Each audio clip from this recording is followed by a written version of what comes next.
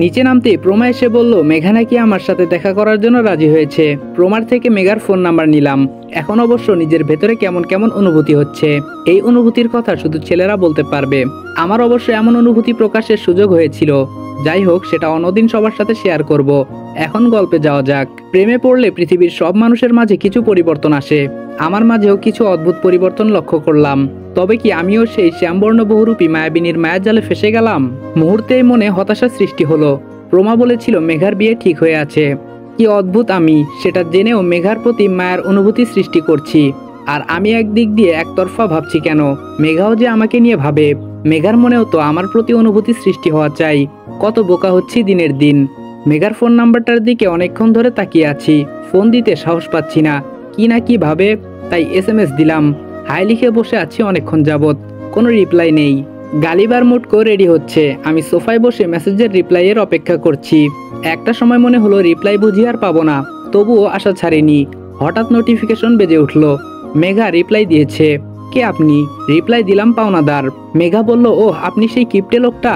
আমি বললাম নিজের টাকা চাচ্ছি, এখানে কিপটেমির কি দেখলেন? মেঘা বলল, বারে 500 টাকারই না একটা মামলা, এর জন্য আপনার ঘুম আসছে না? আমি বললাম 500 টাকা নয়, 5000 হয়েছে এখন। মেঘা বলল, কি? আমি বললাম আপনি যেখানেই থাকুন না কেন অতি তাড়াতাড়ি আমার টাকা নিয়ে আমার সামনে হাজির হওয়ার জন্য বিশেষভাবে অনুরোধ জানানো যাচ্ছে। মেঘা বলল, বুঝেছি, টাকার জন্য আপনার খাওয়া দাওয়া বন্ধ হয়ে আছে। কোথায় দেখা করবেন? আমি বললাম আপনি বলেন কোথায় আসতে হবে। মেঘা একটা ঠিকানা দিল। আমি বললাম কখন আসবো? মেঘা বলল আধা ঘন্টার ভিতরে। আমি বললাম ওকে। মনে মনে লাড্ডু ফুটছে, মেয়েটাকে আবার দেখতে পাবো। হোক না সে পরের। প্রিয় মানুষকে দেখার মাঝেই অধিক আনন্দ। গালিব ড্রাইভ করছে, আমি তার পাশে, আর মুটকো পেছনে। ইচ্ছে করছে স্টিয়ারিংটা খুলে মাথায় বাড়ি দেই। এমনভাবে অভিনয় করছে আমার কাছে এখন আমাকেই সন্দেহ লাগছে। আমি মেঘ না সে মেঘ। এখন উলটপালট কিছু জিজ্ঞেস করাও যাবে না, তাহলে মারজানা বেগম আমার অবস্থা বেহাল করে ছাড়বে। গালিবকে মেঘার দেওয়া ঠিকানা দেখালাম। আমি বললাম এই ঠিকানায় ইমার্জেন্সি ভাবে নিয়ে চল। গালিব বলল, কেন? আমি বললাম একজন আসছে দেখা করবে। পেছন থেকে মুটকো বলল, ব্রো ডেটে যাবে গার্লফ্রেন্ডের সাথে? আমি বললাম মুটকো বলল, ওকে নো প্রবলেম, আমরাও আছি তোমার সাথে। মুটকোকে কিছু বলার মতো ইচ্ছে এখন নেই। অযথা মুড নষ্ট করতে চাই না। মুটকোর কথার রিপ্লাই না দিয়ে তাকে থামানো গেলেও গালিবকে কে থামাবে? বেস্ট ফ্রেন্ড থাকলে যা হয় আর কি। কি সব উদ্ভট কথা বলছে, একদম হানিমুন পর্যন্ত চলে গেছে সে। নদীর পাড়ে বেশ মনমুগ্ধকর একটা পরিবেশ। এদিক দিয়ে বয়ে গেছে নদীর ছোট্ট একটি শাখা। এপার ওপার পারাপারের জন্য রয়েছে অসংখ্য নৌকা। বিকেলবেলা আসতে পারলে বেশ ভালো হতো।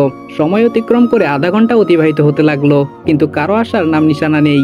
গালিব তো কখন থেকে বলতে শুরু করেছে আজকে আর আসবে না, কিন্তু মোটু কিছু বলেনি। সময় আস্তে আস্তে অতিবাহিত হতে লাগলো। অনেকগুলো মেসেজ দিলাম, কোনো রিপ্লাই নেই। এখান থেকে নাকি বেশি দূর নয় পাত্রের বাড়ি, তাই গালিব আর মুটকুকে পাঠিয়ে দিলাম।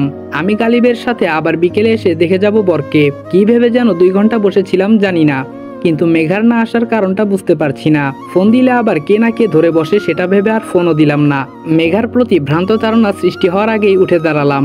কেননা প্রিয় মানুষের প্রতি কখনো ভ্রান্ত ধারণা তৈরি করতে নেই। যত সম্ভব তার ভুল ত্রুটি কোনো কারণ ভেবে সেটা ভুলে যাওয়া ভালো। হয়তো মেঘা কোনো কাজে আটকে গেছে, এই জন্যই আসতে পারেনি। তবে প্রশ্ন একটা মনের কোণে রয়েই যায়।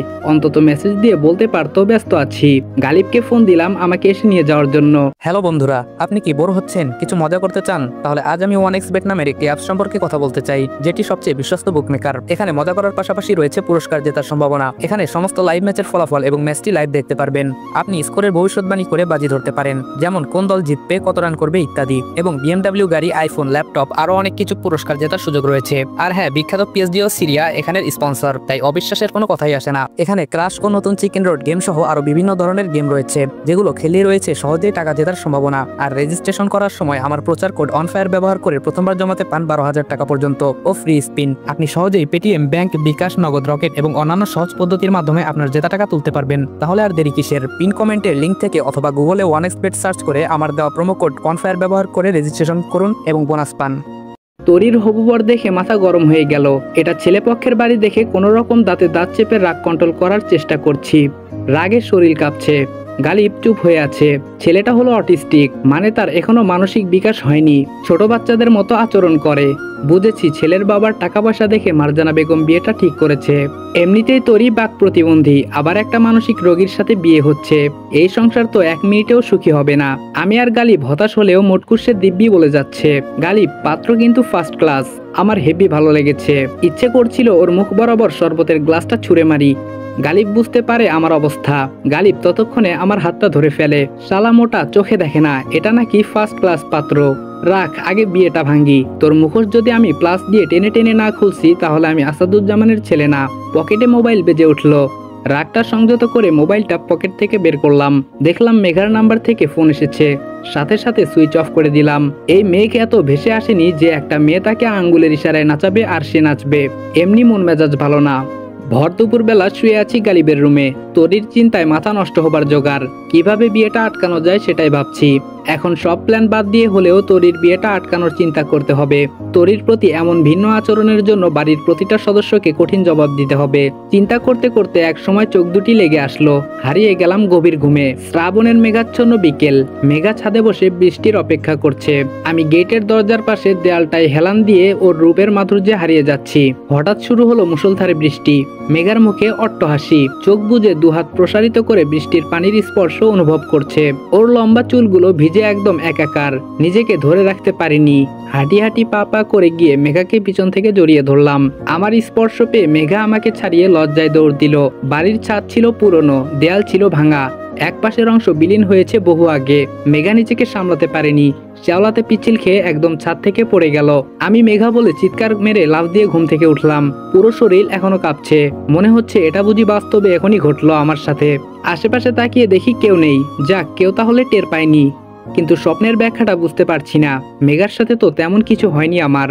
তাহলে এমন স্বপ্ন কেন দেখলাম? অবশ্য বিজ্ঞান বলে এগুলো সব মস্তিষ্কের কাজ। তবে এই স্বপ্নটা মস্তিষ্কের কাজ ভাবাটা আমার হবে সব থেকে বড় বোকামি। নিশ্চয়ই এর দ্বারা আমাকে কোনো ইঙ্গিত প্রদান করা হয়েছে। এর উত্তর শুধু আনাস দিতে পারবে। ফ্রেশ হয়ে এসে আনাসকে ফোন দিলাম, কিন্তু ফোন উঠাচ্ছে না। ঘড়ির দিকে তাকিয়ে দেখি আসরের নামাজের সময় হয়ে গেছে। নিশ্চয়ই আনাস মসজিদে আছে। পরে দেখি ট্রাই করে। রুম থেকে বের হয়ে বাইরে চলে আসলাম। স্বপ্নটা দেখার পর থেকে নিজের মনের মাঝে কেমন অস্থিরতা কাজ করছে। হঠাৎ মোবাইলের নেটওয়ার্ক ডিস্টার্ব দেওয়া শুরু করলো। 3G নেট সঠিকভাবে পাচ্ছে না। এদিকে আনাসের থেকে স্বপ্নটার ব্যাখ্যা জানার জন্য মনটা কেমন ব্যাকুল হয়ে আছে। মোবাইলের নেটওয়ার্ক খুঁজতে খুঁজতে এসে পড়লাম বাড়ির দক্ষিণ দিকের দেয়ালে। অনেক সুন্দর সুন্দর বৃক্ষরোপণ করা। গাছগুলোর দূরত্ব বেশি না হয় জায়গাটা একটু ঝোপঝাড়ের মতো লাগছে। একটু দূরে দেখলাম মারজানা বেগম ফোনে কার সাথে যেন কথা বলছে। কথাগুলো শোনা আমার জরুরি। প্রতিটা জিনিস আমাকে খুঁটিয়ে দেখতে হবে। হাল ছাড়লে চলবে না। জবা ফুল গাছটার আড়ালে যাওয়া যাক। অনেকটা জায়গায় আচ্ছন্ন, সাইজে বেশ বড়। গুটি গুটি পায়ে এগিয়ে গেলাম ঝোপের আড়ালে। শুধুমাত্র এইটুকু কথা শুনলাম, আমার ছেলেকে পেয়েছি, এটাই আমার কাছে যথেষ্ট। সে যা বলবে তাই হবে। নেক্সট টাইম আর এই বিষয় নিয়ে কোনো প্রকার কন্ট্যাক্ট করবেন না আমার সাথে। মারজানা বেগম চলে গেল। আমি ঝোপ থেকে বের হয়ে আসলাম। এখানেও রহস্য। কি হতে পারে বিষয়টা বোঝার চেষ্টা করছি। মোবাইল বেজে উঠল। আনাস ফোন দিচ্ছে। ফোনটা রিসিভ করলাম। হ্যালো। আনাস বলল, কেমন আছিস? আমি বললাম, ভালো। কোথায় ছিলি এতক্ষণ? আনাস বলল, আরে বলিস না, একজন পেশেন্ট এসেছিল। কি সব উদ্ভট কথা বলে।